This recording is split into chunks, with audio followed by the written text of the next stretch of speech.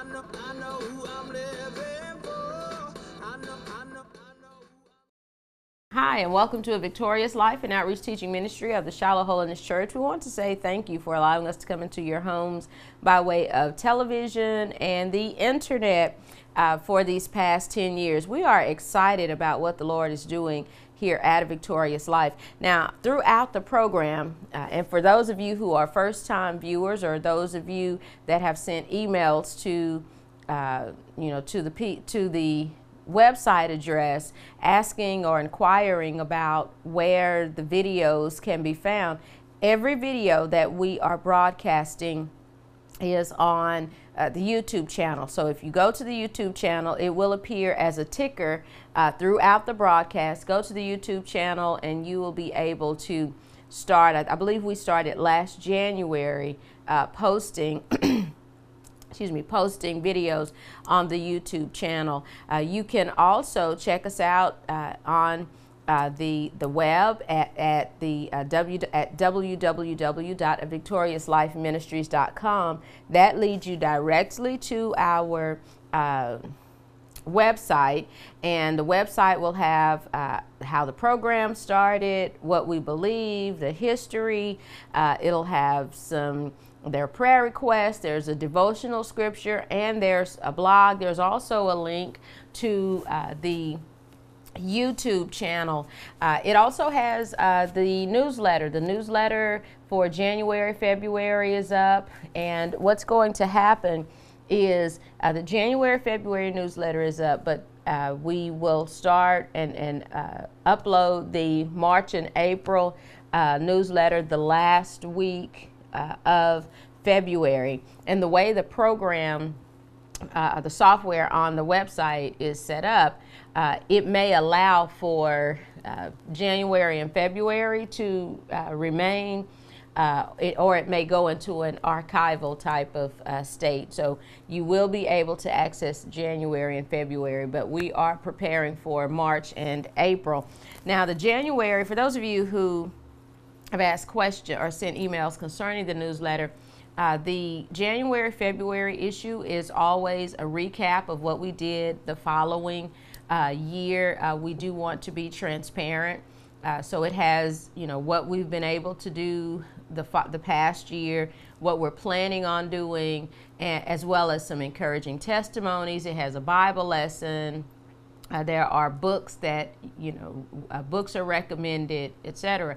So that's pretty much the flow for it for January, January and February. But when we get to March and April, we do solicit other information per se, or articles, pictures, artwork, poems from other people. So what typically happens again in the March and April issue, you'll see pictures of other people and names of other people that may or may not be affiliated with the with the ministry. So we do encourage you, if you sign up for the YouTube channel, every time the lessons are uploaded, they will automatically send an email to your email address with the lesson.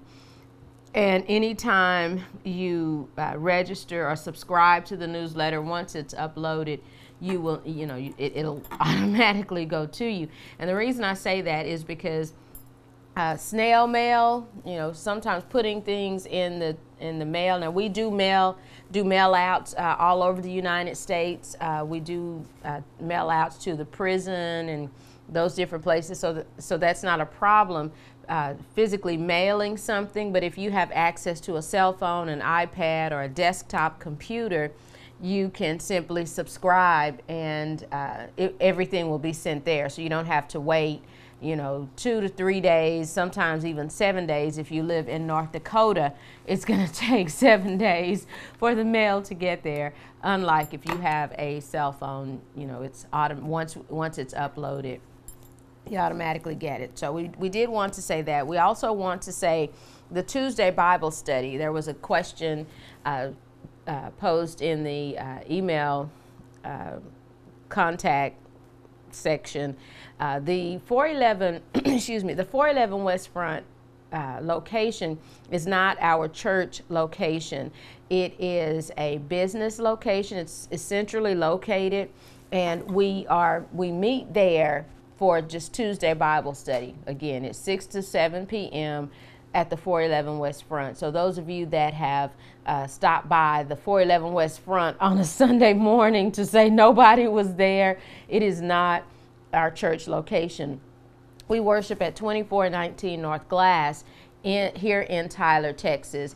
And, you know, the Lord is He's doing some amazing things in our lives that for the month of January, I was only at the church location that first Sunday, which was Communion Sunday. He allowed for other speaking engagements.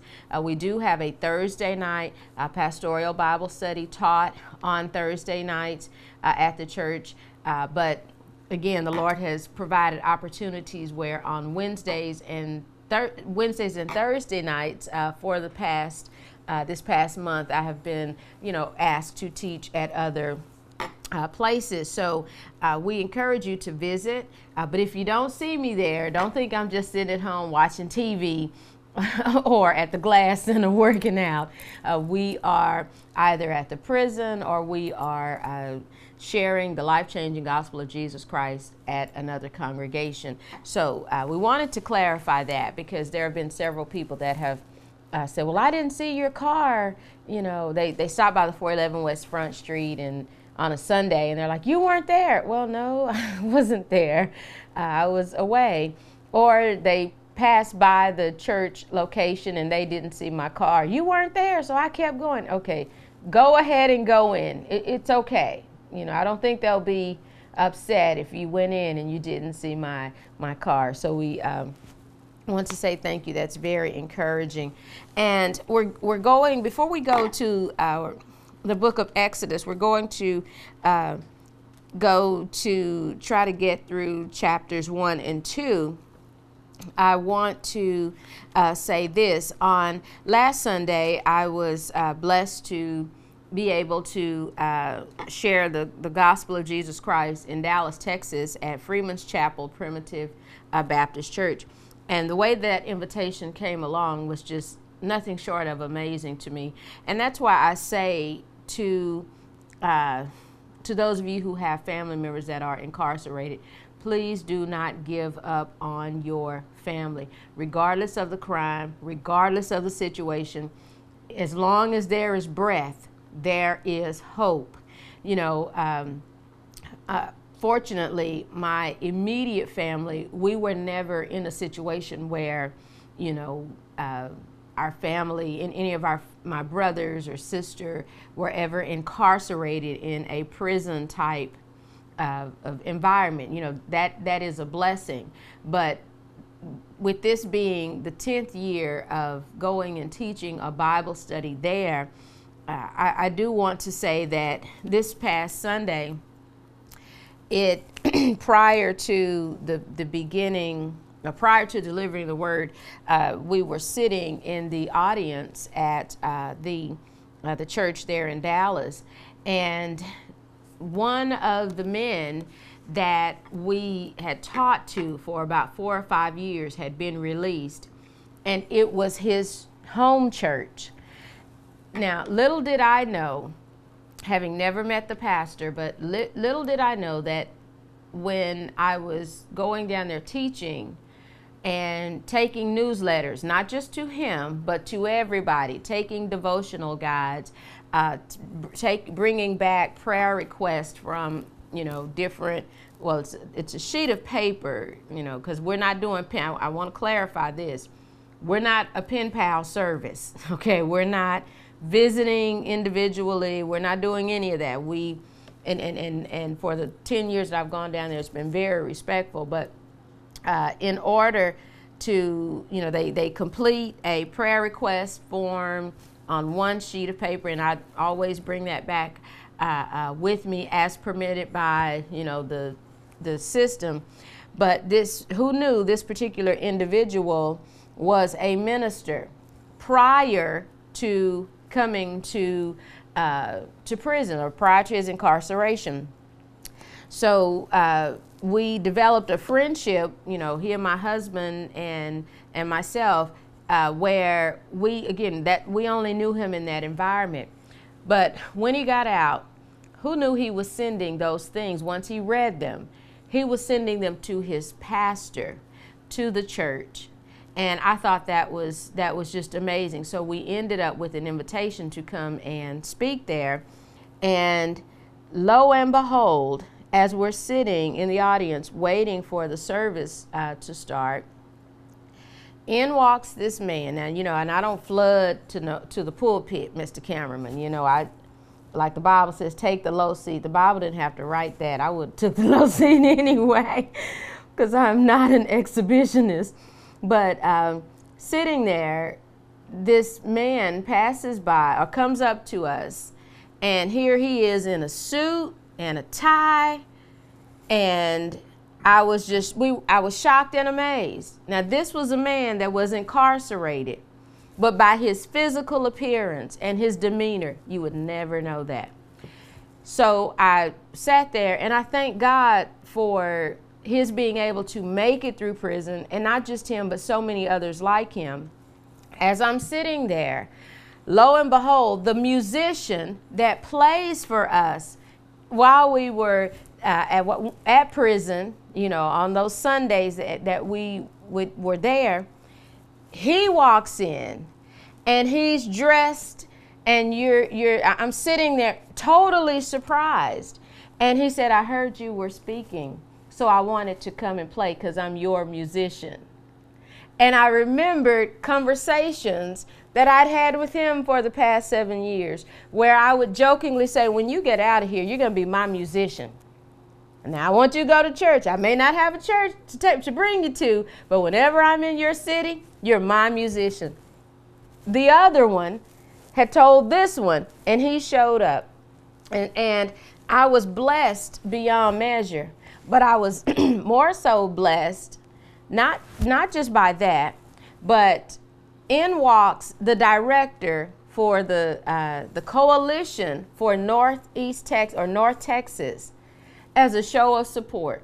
Now, to look at those men, they weren't wearing white suits. They were dressed like any other man. And where were they? In the house of the Lord. Reconciled with their families, working jobs, giving of their time, their talents, and their abilities to the house of the Lord. He didn't ask me to pay him anything for coming over there. He did it because he felt compelled and convicted to do it. And that's why I say, do not give up on your families that are incarcerated. You know, those children that you say are wild and unruly, you know, just it'll be okay. They'll be okay. You'll be okay. And it puts you in the mind, like we've been talking about Joseph at the Tuesday Bible study in the book of Genesis, where relocation, sometimes your people got to be relocated to give you some peace, to give you some time to figure out what you need to do to work on yourself first, to give you some mental and emotional to give you that break that you need. Sometimes our kids are relocated, and people in our lives are relocated and separated and isolated, not just for their betterment, but for us to see sometimes the error of our ways, maybe in their upbringing, maybe in our commitment. And I'm not blaming parents for, the demise of their children. What I'm saying is there comes a point where you've got to realize, if you did everything that you knew to do and you raised them the best way that you knew how to raise them, once they became adults, they saw your example. And if they chose to go in a different direction, that has nothing to do with you. We just thank God that you were able to raise them into adulthood. And this is a good time for you to understand. Entrust them to the Lord. Entrust their care, their spiritual care, their physical, emotional, mental, financial. Entrust all of that to the Lord. So I know that was far off the beaten path, but we felt compelled to say that because, again, when you look at the when you think about people who are incarcerated or people who are facing, dire situations, the first thing that we think about, or sometimes people think is negatively. But again, this past Sunday, we were able to see yet again, because this wasn't the first time, but we've seen, men and women released and functioning, the way they should. But it was a blessing to know that the last time I saw them, they were in white suits. And now there was no indication that they had ever worn a white suit. So I thought that was pretty cool, Mr. Cameraman. That was a blessing. So we're going to the book of Exodus chapter 1. And I'm sure that helps somebody out there because, I don't know who. Yeah, I don't know who, because that just came from out of nowhere. That was not what I was going to say. Now, in Exodus chapter 1, we've gone through the book of Genesis, but in Exodus chapter 1, what happens from verses 1 through verse number 5, you are given the names of Jacob's 12 sons, okay? These 12 sons will become the 12 pillars, per se, the 12 tribes. They will evolve into the 12 tribes of Egypt. So 12 tribes of Israel, excuse me. I was looking at a verse there. They will evolve into what we refer to as the 12 tribes of Israel. This you will see again in the book of, or in the New Testament, with the 12 disciples. So remember, we say whatever was done in the Old Testament, Jesus had to come and address and or manifest as well in the New Testament, thereby merging the two testaments together so that the Bible is one seamless work. And remember, we said it is an integrated message system where one detail builds upon the next. There are no gaps. So whatever was done in the Old Testament, it was done in the New. So they will, in fact, when Jesus comes on the scene, they're already one after the other, but they're more so merged in order to present a complete case for who he is and who he represented, so that man could then have salvation through him and be reconciled back to God the Father. So verses 1 through 5, you have all of the 12 tribes in order, okay? Now, when you get to verse number 5, it says, and all the souls that came out of the loins of Jacob were 70 souls, for Joseph was in Egypt already. So what that means is, minus Joseph's lineage just by himself with his two sons, Ephraim, I think it was Ephraim and Manasseh, minus those two children that Joseph had, minus those two, what ended up happening when Jacob and his other 11 sons went into Egypt, there were 70 total people. So that means all of his grandkids or his lineage, etc. So 70 souls, all right? Then it says, verse 6, and Joseph died and all his brethren and all that generation. So not only did Joseph die in Egypt, okay, but all of his brothers and all of their offspring. So Joseph died, Joseph's brothers died, and Joseph's uncles died. Everybody that knew anything about Joseph, they died off. But the line did not die. What ended up happening, it increased. So from those 12 brothers, once they were placed in Egypt, okay, once they relocated to Egypt with Jacob and with Joseph, they went in as 70. But by the time the book of Exodus happens, they have increased to hundreds of thousands, maybe even millions of people through that line. Now, I want to say this because it's important for you to understand. When you get to the book of Exodus, these people are a mighty people. They are a nation, meaning they have one ethnicity. They have not mixed with anybody else. They are a pure breed nation per se. So even though they're in Egypt, their numbers are greater than the Egyptians. They understand not only they not only have their own Hebrew culture and established culture, but they also have some Egyptian ways, because that's all they know. So when you think about they went in as 70, look at what verse number 7 says. And the children of Israel were fruitful and increased abundantly and multiplied and waxed exceeding mighty, and the land was filled with them. This is important because look at, now I read the KJV Bible. So you've got the number, the number of or verse number 7 is the repeating language of Genesis. Okay, when God told Adam and Eve, be fruitful, multiply, and replenish, and I'll bless you. He told Noah after he got off the ark, be fruitful, replenish, and increase, and I'll bless you. Look at what he told Abraham. You know what? I'm going to multiply you. I'm going to increase you, which in order for you to increase, you have to keep replenishing.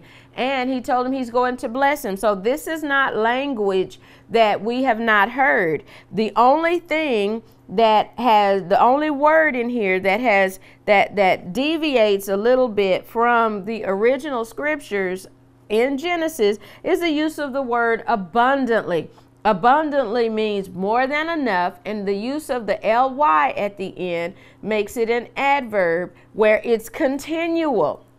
Okay, so it's the same language from the book of Genesis, but now you have the use of the word abundantly. And where have we heard that before? We heard that before, and we'll hear that in John 10:10. The thief cometh not before to steal, to kill, and to destroy. But I am come that they might have life, and that they might have it more abundantly. Those are the words of Jesus, John 10:10. So you see in Exodus, the use of the word abundantly, and you understand that they have continued to increase more than enough, more than sufficient. And look at what it says. It says that the land was filled with them. Now, I want you to understand what is really happening. This did not just happen overnight. This was generations of increase. This was generations to a certain extent of God's strategic planning. Okay, so they were in Egypt. They were fine. They were living there. They were functioning. They had an amicable relationship with the Egyptians as well as other ethnicities. Okay, so it was kind of like Egypt was like the Ellis Island of the ancient world, per se. There was no slavery issues with the children of Israel. Now, this is important for us to understand, because when you go back to Genesis chapter 12, God tells Abraham, he says, I'm going to make your name great. I'm going to increase you. And he says, number the stars. Remember, he said, hey, I'm going to make your seed great, and all the nations of the earth or the world are going to be blessed through it. And he said he was going to make a people. Well, lo and behold, it was never about these people.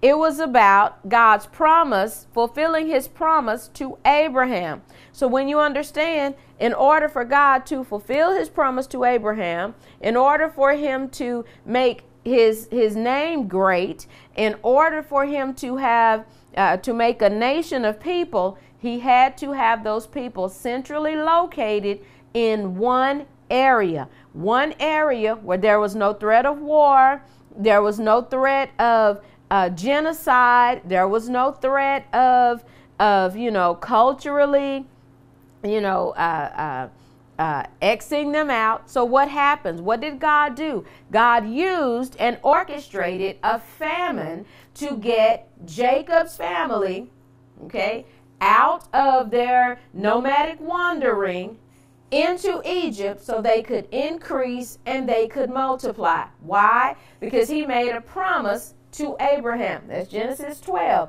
Why did he make a promise to Abraham? He made a promise to Abraham because he saw the condition, the spiritual condition of man. He saw that the farther man got away from him, the more the farther they needed or felt like the farther they got away. I guess it's like it is today. The farther you get away from the Lord, the influences of positive influences, the more you run the risk of falling deeper and deeper into the abyss of sin. So when you understand that, go back to what we've said in these lessons. The Bible is an integrated message system. Each detail builds upon the next detail. So everything you read, it is important. And as you're reading it, you see how God is fulfilling his word and how he's fulfilling it. He's ordering the steps. He's orchestrating different things. And what's happening is it's building. Everything is building up to the redemption and the salvation of mankind through Jesus Christ in the New Testament. Okay, so when you get to, again, verse number 7, you understand the promises of God are sure. The promises of God are they're guaranteed if we do as he has instructed us to do.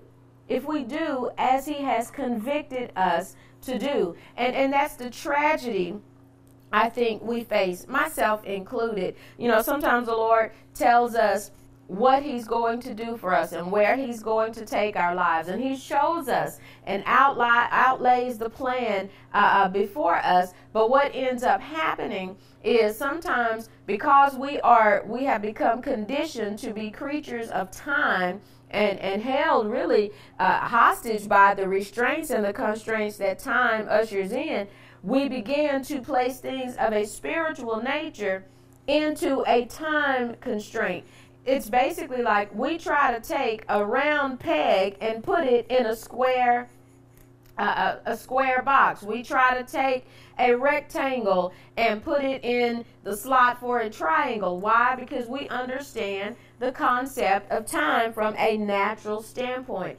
And that's one of the things that I challenge every listener to understand and every viewer to understand, that God is not limited by time. Time is not the enemy of God.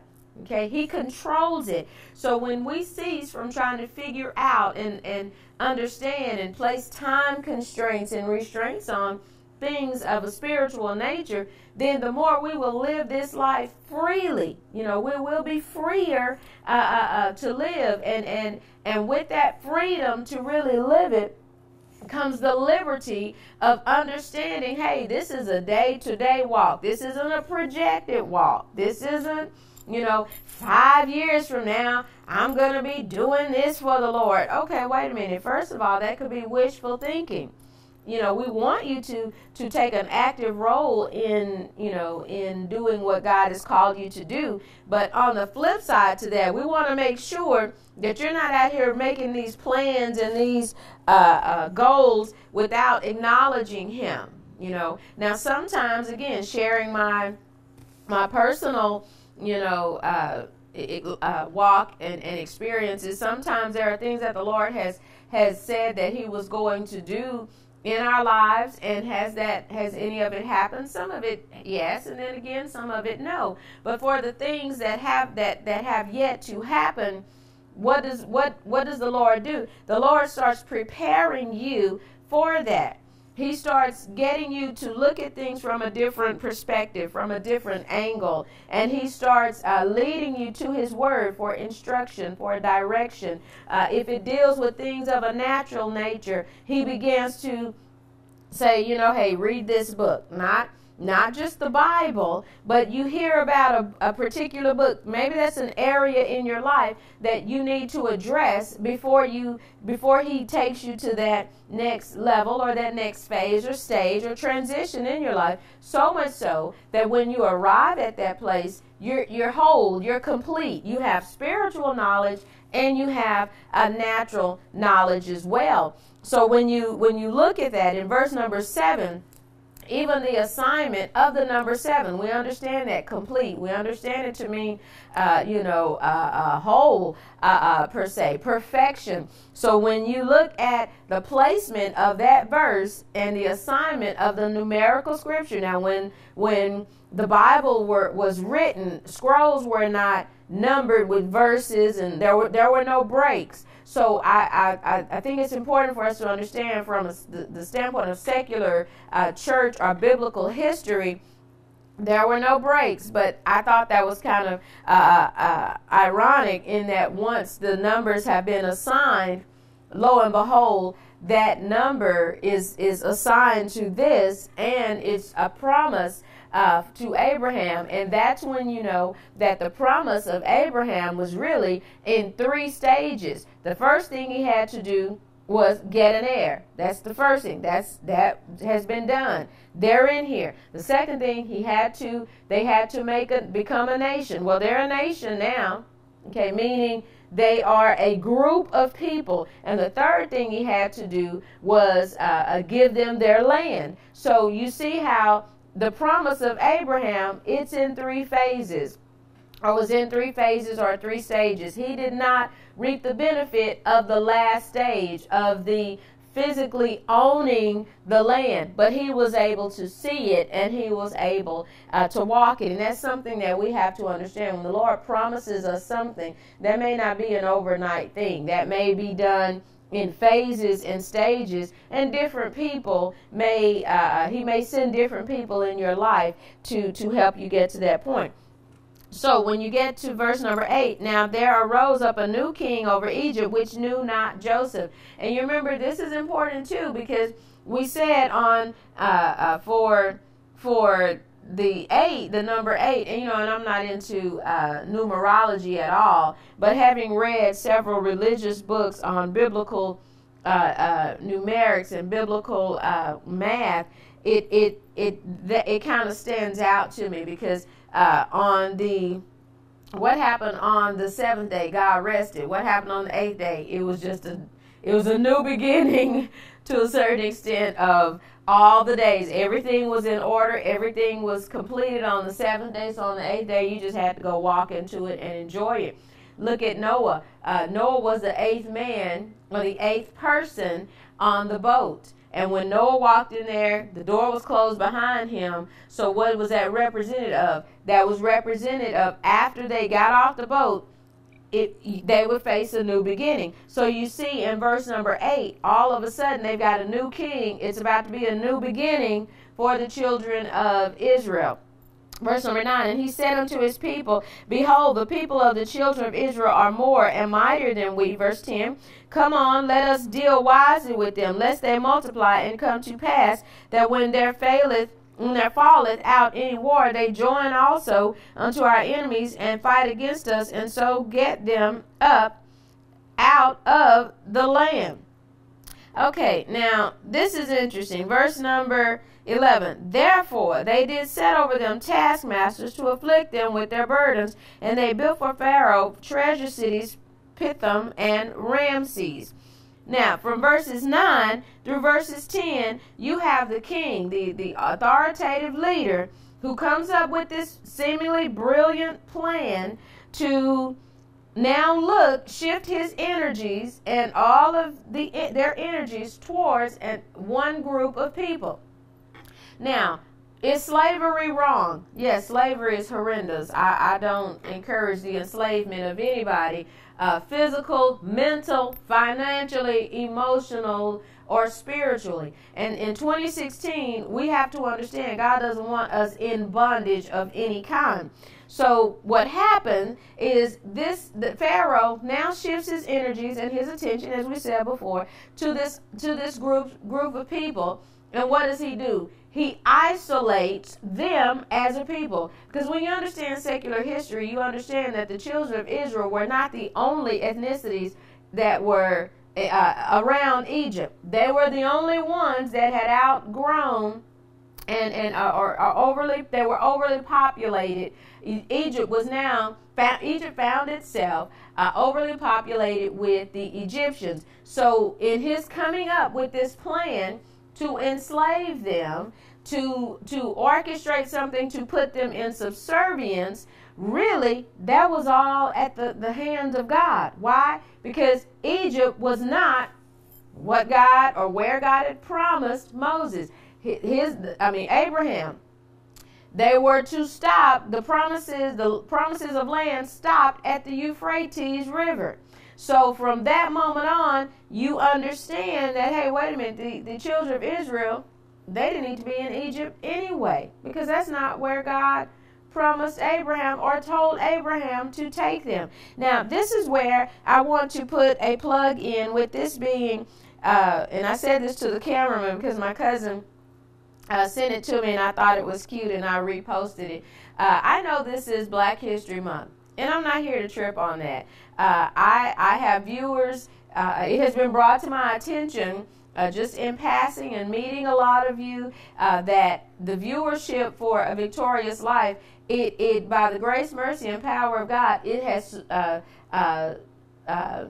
succeeded, per se. Is that the right word to use? The lines of color. It has surpassed. Okay, I retract succeed. It has surpassed color barriers.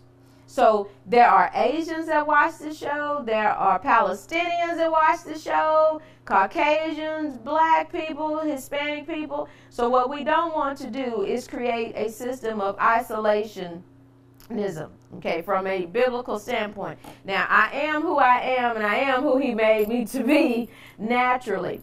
And so I identify with Black people because that's the box I check on applications and all of those things.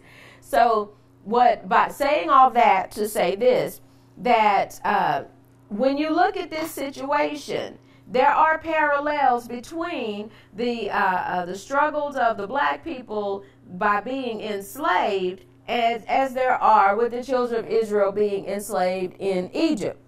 Now, what I want us to understand from a political standpoint, from a legal standpoint, what happened in Exodus chapter 1, verses 9 through 10, did not happen overnight.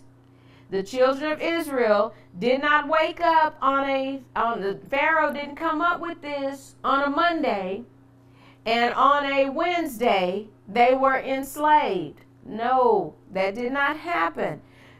This had to start happening generations before. Laws had to be changed. Ordinances had to be changed. As a people, they had to have reached a state where they had become comfortable. And I hope y'all are reading between the lines, okay? This is, we'll say now, let's make this applicable, because this is my public service announcement. Let's make this applicable to 2016. This is an election year. Laws cannot be changed. Ordinances cannot be changed in cities, in towns, in municipalities, from a state or national standpoint, if we don't have people who are registered to vote. If we don't have people, individuals of any ethnicity, going to city council meetings, going to commissioner court meetings, going to town hall meetings, if the different ethnicities are not represented at those meetings, I'm not talking, Mr. Cameron, because it makes sense to me. If those, not just Black people, but if those different ethnicities, if you're the only Indian in your community, please make an effort to go to the city, the town meetings, the city meetings, or send a representative, somebody you know, you trust from your neighborhood. Make sure that you're going to understand what's taking place in your city, in your town, in your government. Make sure you get registered to vote. so that stuff like this doesn't just happen overnight. Because you know what? It takes some years to plot and process the demise of any ethnicity.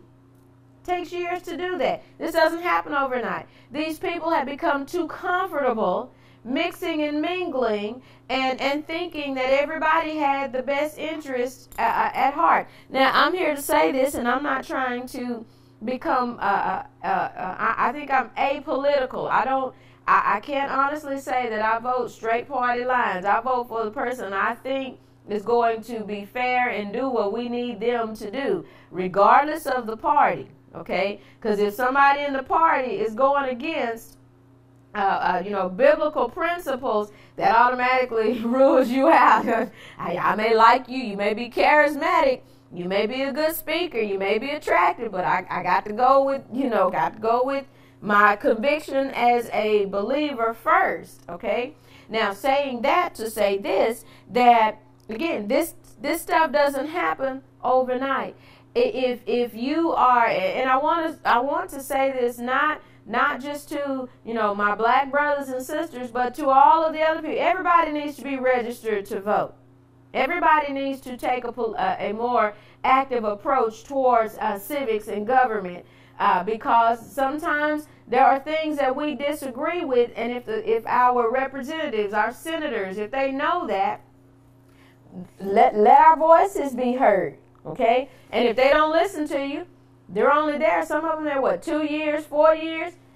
Don't check their name in the box anymore, regardless of how many promises they make. We've been around long enough to know that what people say they're going to do before they get in there is totally different than what they actually do. Because the government is one of the places where you can get rich without even trying. You can have the best benefits. You can have the best monies. You can be set up for life. So maybe I should run for the next thing. I may want to be a state senator, get my name on the ballot box. So again, I want us to understand this didn't happen overnight, and we see that the demise. If we want to look to United States history, our poor Native Americans, God help them. That was a process. Okay. Then when we look in the Southwest here in Texas, and the settlers and all those things, that was for our Hispanic or Mexican brothers and sisters. That was a process. But it kind of seemed like, Mr. Cameron, the Mexican people, they taking their stuff back. They like, look, we multiplying, we increasing, they're taking whole neighborhoods. And you know what? My husband's Hispanic, so hey, I'm good. Our kids are biracial, so in the event they decide to have an uprising, I'm good. I'm safe. Mr. Cameraman, for those of you young single Hispanic ladies, y'all help a brother out. Help the cameraman. He's my friend. He needs to be safe.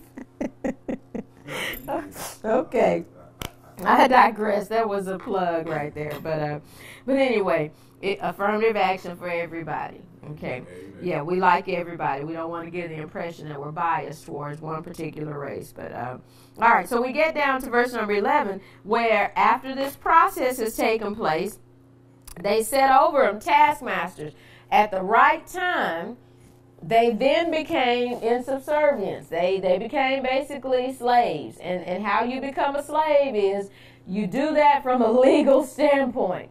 Because the people that you are trying to enslave no longer take an active role in their lives. So what you do is you begin to create, first of all, statutes, and then you create ordinances, and then ordinances become laws, and then laws evolve into rights and responsibilities. So you start that process of stripping individual of those things. And the last thing in order to enslave a person that you do is you strip them basically of their humanity. And that's the one thing that God never gave man authority, control, and power over from day one. He never gave him authority, power, and control over any other human. He never did that. Everybody, God created and made everybody to be equal. The Gettysburg Address, all men are created equal. Who did that? Abraham Lincoln didn't just create men equally. That started from Genesis chapter 2, verse 7. God created man to be equal to other men. And what he did, he never gave him power or rule or authority over another man. He only gave him power, rule, and authority over the animals. That's it. So what happens here, you see that mankind takes it upon himself to rule over other mankind, and the children of Israel become enslaved. Verse number 12 says, but the more they afflicted them, the more they multiplied and grew, and they were grieved because the children of Israel. Okay, you hear people say this in churches, at different churches, and I wonder, do y'all really understand what y'all saying, or is it just because the music is right and it's hype? What the devil meant for evil, what they say, Mr. Cameraman, God turned it around for good. Okay, yeah, God, that's true. I believe that. But you know what? You should reach a point in your walk where you understand all things are working together for your good, even if the enemy is not involved. Why? Because you have chosen to align yourself and be reconciled and restored back to God. And that's something that for 2016 we want you to understand. Stop focusing on just the enemy. He doing what he's gonna do. He's holding true to form. I hear people, they always, when I talk to them, the devil this, the devil that, the devil that. I don't spend my time talking about the devil, because you know what, that's God will take care of him. I spend my time in conversations, when people come at the devil and they say they'll say the devil this, devil that. I'm like, okay, well, you know what? I'm not trying to be rude, but that's his job. So why do you think that you are immune? If he went after Jesus, who are you? Who are we? So in 2016, let us focus on understanding God has a plan for our lives. And sometimes that plan, the negatives, what we think are negatives, are really serving as a catalyst to get us closer to where he wants us to be. So when we face trouble, when we face adversity, when we face what we think is disappointment, setback, confusion, all those negatives that we face, instead of us embracing them as, oh, this is negativity, oh, this is horrible, why not say, you know what? Lord, look, I don't know what's going on, but I do know this is what you have promised me. This is what you have shown me. This is what you have reassured me by way of your words.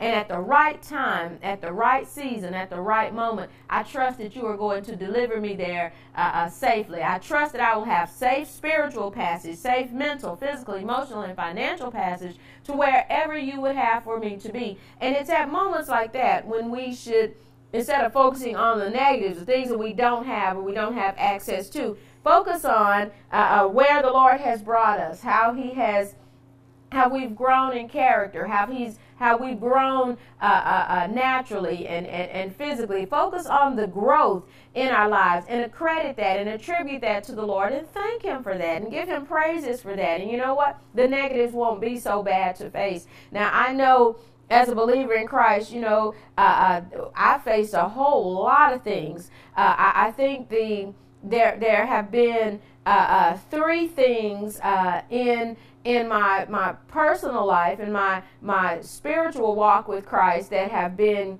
they have been devastating to me. Those first 2 things being the death of my parents. When you lose a parent, you feel like the kid in the middle of the mall with mall security calling, trying to find your parent. And you're just there. You feel isolated. You feel like, wait a minute. While you know they couldn't live forever, any time is too soon when it comes to your parents. Okay? So at those moments, and I do feel led to share this. I don't know who I'm talking to, but I hope you find strength and encouragement in what I say. At those moments, people in the city, and they've come and said to me, we thought you love your father. We thought you would just go crazy or be on medication or just walk away. And you know what? I'm here to admit, now craziness, that ain't never been in my list of choices. But did I get discouraged? Yes. Was I depressed? Yes. Did I feel like, man, what's the use? Yes.